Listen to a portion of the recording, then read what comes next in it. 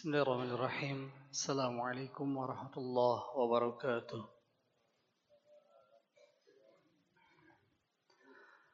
Alhamdulillahi rabbil alamin wal aqibatu lil muttaqin wala udwana illa 'alal zalimin.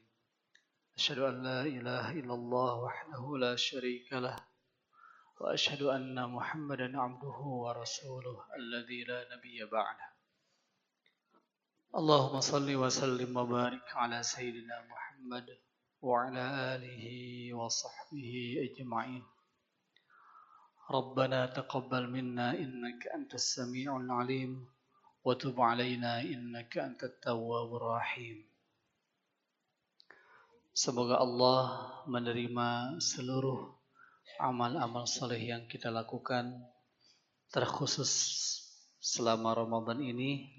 Tentu umumnya adalah seluruh amal soleh yang kita lakukan sepanjang hidup kita.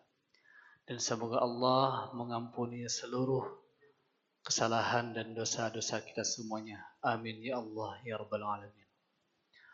Bapak dan Ibu jamaah salat zuhur rahimakumullah.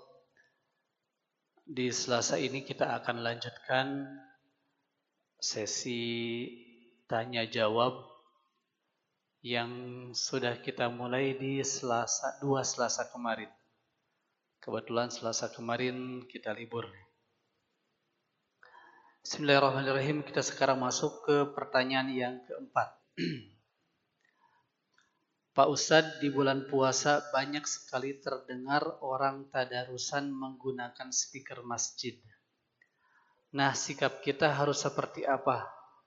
Sementara kan dikatakan kita harus diam ketika Al-Quran dilantunkan. Dan kondisi warga sekitar yang mendengarkan itu berbeda-beda. Bagaimana menyikapinya? Ya,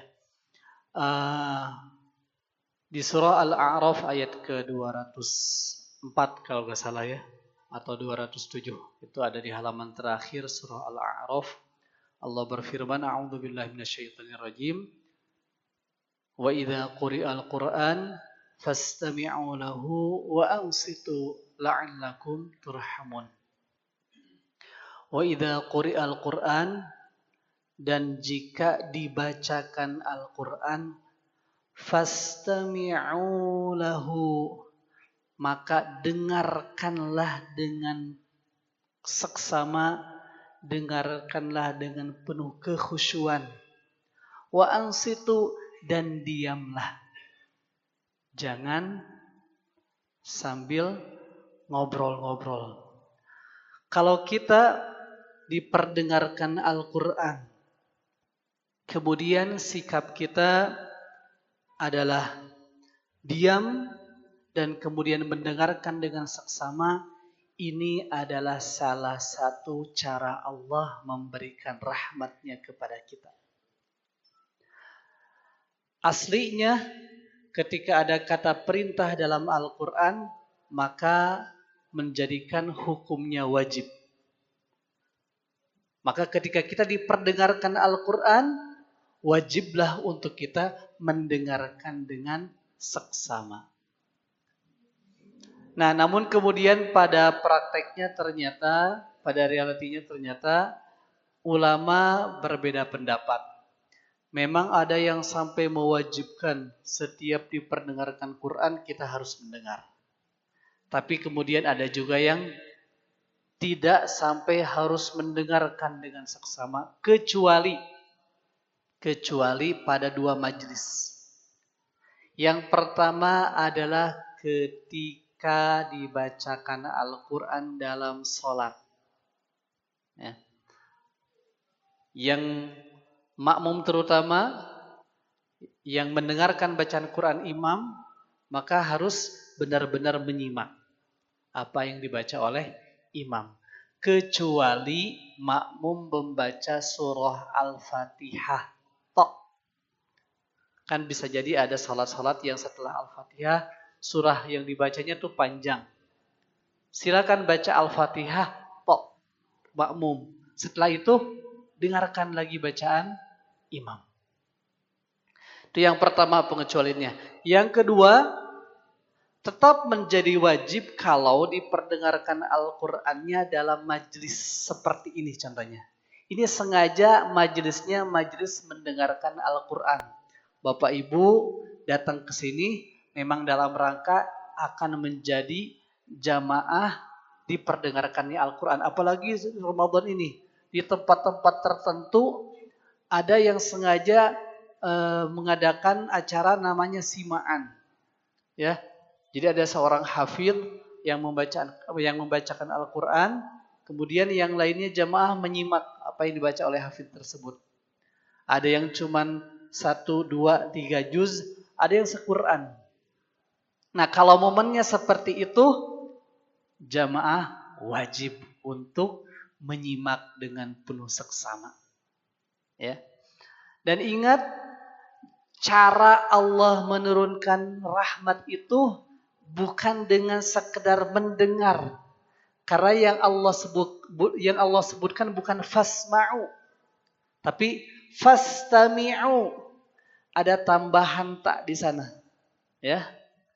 Ziyadatul wazni, ziyadatul ma'na. Maka ketika ada tambahan wazan, ada tambahan huruf di sana, maka secara makna akan berbeda. Kalau fasma'u artinya dengarkan.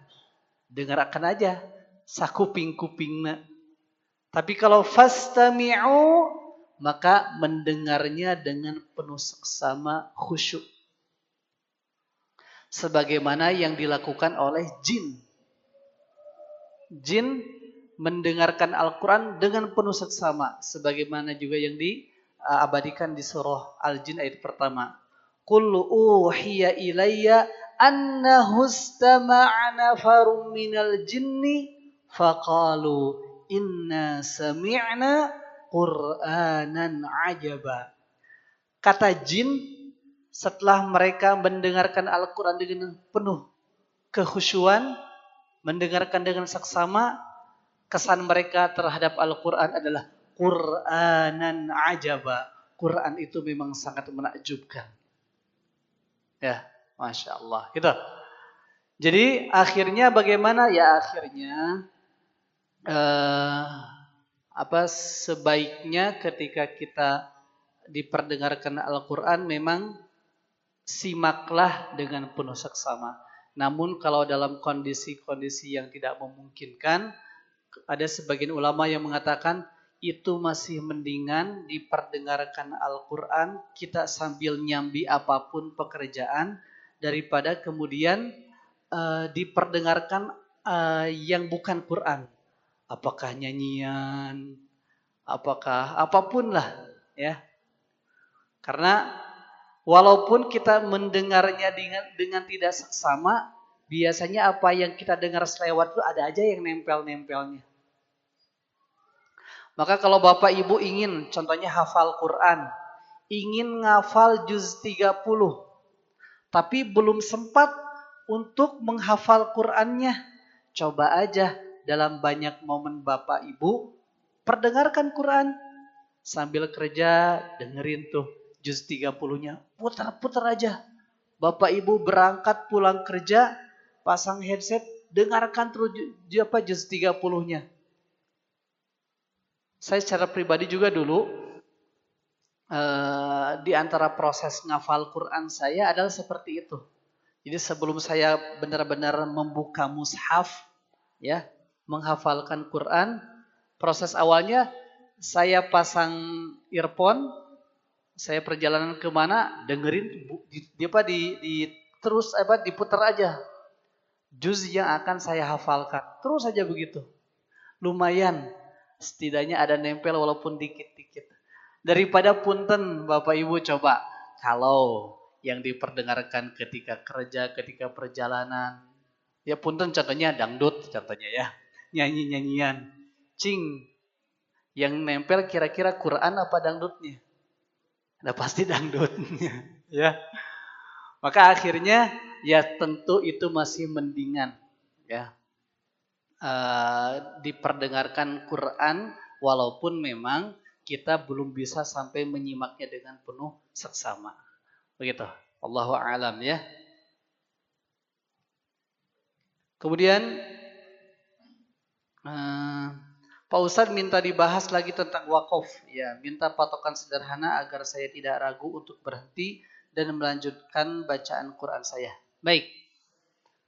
Bapak Ibu ketika membaca Al-Quran, dalam masalah penghentian atau pemberhentian ada 3 istilah yang pernah kita bahas. Ada namanya saktah, ada namanya qata, ada namanya waqaf. Ya, qata, saktah, waqaf. Kalau qata berhenti baca Quran dan selesai. Biasanya kita mah banyak kalau udah baca Quran mau berhenti bilang shadaqallahul azim. Putus udah qata aja ya. Kalau nggak baca shadaqallah boleh nggak? Boleh, nggak apa-apa. Ya. Diganti dengan doa bagus, nggak apa-apa. Dibacanya tasbih boleh, nggak apa-apa. Jadi baca shadaqallahnya mah nggak wajib. Cuman yang ditekankan pisan sebelum membaca Quran kita membaca isti'adzah. A'udzubillahi minasyaitonirrajim. Sebelum baca Quran itu yang paling ditekankan. Yang kedua ada saktah. Saktah adalah berhenti sejenak tanpa mengambil nafas. Berarti untuk melanjutkan bacaannya. Contohnya ada di surah Al-Mutaffifin ada ayat yang berbunyi ini. Kallabal rana ala qulubihim. Kallabal rana ala qulubihim. Bapak Ibu ketika baca bal itu harus berhenti. Namun berhentinya tidak ngambil nafas. Kallabal rana ala qulubihim ma kanu yaksibun. Itu ya. Yang ketiga adalah waqaf. Nah, waqaf berhenti sejenak, ngambil nafas untuk melanjutkan bacaan Qur'annya. Orang yang waqafnya tepat, maka ini termasuk orang-orang yang baca Qur'annya tartil. Sesuai dengan firman Allah, warattilil Qur'ana tartila. Bagaimana kiat-kiat atau cara-cara wakaf bagi kita yang tidak faham bahasa Arab? Maka di antara anjurannya pertama, berwakaflah di setiap akhir ayat. Berwakaflah di setiap akhir ayat. Wal 'asr innal insana lafi khusr illa alladhina amanu wa 'amilus solihati wa tawasaw bil haqqi wa tawasaw bis sabr. Nah, kalau ayat-ayatnya pendek-pendek, insya Allah pada kuat. Bagaimana kalau ayatnya yang rada panjang? Contohnya tadi aja. Ya, ayat terakhir Al-Asr kan rada panjang. Tidak semua juga kuat. Illal ladzina amanu wa 'amilus solihati wa tawasaw bil haqqi wa tawasaw bis sabr. Nah, itu ada sebagian yang ada juga yang panjangnya sampai 2 baris, 3 baris, 4 baris. Bahkan ada satu ayat yang panjangnya sampai 15 baris. Alias 1 halaman. Ini adanya di surah Al-Baqarah ayat 282. 1 halaman Pak, full. Ngomongin apa Allah sampai 1 halaman begitu 1 ayatnya? Ngomongin hutang. Perkawis hutang, perkara hutang, perkara yang pelik. Ya, sampai Allah bahas dalam 1 ayat yang utuh. Maka waspadalah dengan hutang. Mendingan jadi jelema beunghar tanpa hutang daripada jadi jelema miskin loba hutang. Amin ya Allah ya rabbal alamin. Negara kita banyak hutang, punten nah manggawe urusan pemerintah itu Pak ya. Allahu akbar. Nah, bagaimana kalau kondisi ayatnya panjang-panjang seperti itu? Akhirnya kita perlu ada kemampuan untuk bisa berhenti di tempat yang tepat. Bagi kita yang belum paham bahasa Arab, para ulama memberikan tips ya atau memberikan tanda-tanda kapan saja kita berwakaf yang tepat. Maka dalam Al-Qur'an ada tanda-tanda wakaf, di antaranya ada tanda mim seperti ini. Mim seperti itu artinya mutlak, ya, mutlak berhenti. Ada yang jim. Yang jim maka anjurannya ya silakan, mau berhenti, mau tidak enggak jadi masalah. Ada yang sodlam. Kalau sodlam ini sebaiknya lanjut, sebaiknya wasol. Tapi kalaupun berhenti enggak masalah, ya. Ada kemudian qaflam atau kiri, ya. Ini sebaiknya berhenti. Kalau mau lanjut enggak masalah juga, ya. Kemudian ada apa lagi? Tanda ini lam alif. Nah, kalau lam alif artinya tidak boleh berhenti. Ada lagi titik 3, ya, 2 buah. Titik 3 di 2 tempat. Anjurannya adalah berhenti di salah satunya atau tidak sama sekali. Tidak boleh berhenti di dua-duanya. Contohnya ada di surah Al-Baqarah, dzalikal kitabu la raib fi. La raib fi. Enggak boleh kalau dua-duanya. Kalaupun mau salah satunya atau tidak berhenti sama sekali. Dzalikal kitabu la raib fihi hudan lil muttaqin. Itu boleh. Atau dzalikal kitabu la raiba fihi hudan lil muttaqin. Atau dzalikal kitabu la raiba fihi hudan lil muttaqin. Nah, enggak boleh berhenti di keduanya. Dzalikal kitabu la raib fihi hudan lil muttaqin, enggak boleh, ya. Berhenti di salah satunya. Begitu. Kemudian kalau ternyata tidak ada juga tanda-tanda wakaf seperti itu, maka berhenti saja di akhir nafas. Ya, berhenti di akhir nafas, kemudian diulangi 1, 2 atau 3 kata sebelumnya. Ini hanya dalam kondisi darurat, ya. Kalau bisa mah ikuti aja tanda-tanda wakaf yang ada, ya, sebisa mungkin. Tapi kalau sudah darurat, ya nggak masalah. Allah insya Allah maha pemaaf, ya. Begitu. Sudah jam 1 kurang seperempat, jadi mohon maaf sepertinya kita cukupkan lagi, ya. Bahasannya kita lanjutkan insya Allah pekan depan. Mudah-mudahan yang sedikit ini menjadi ilmu yang kemudian kita amalkan dengan penuh keikhlasan, ya. Wallahu a'lam. Subhanakallahumma wa bihamdika asyhadu an la ilaha illa anta astaghfiruka wa atubu ilaik. Assalamualaikum warahmatullahi wabarakatuh.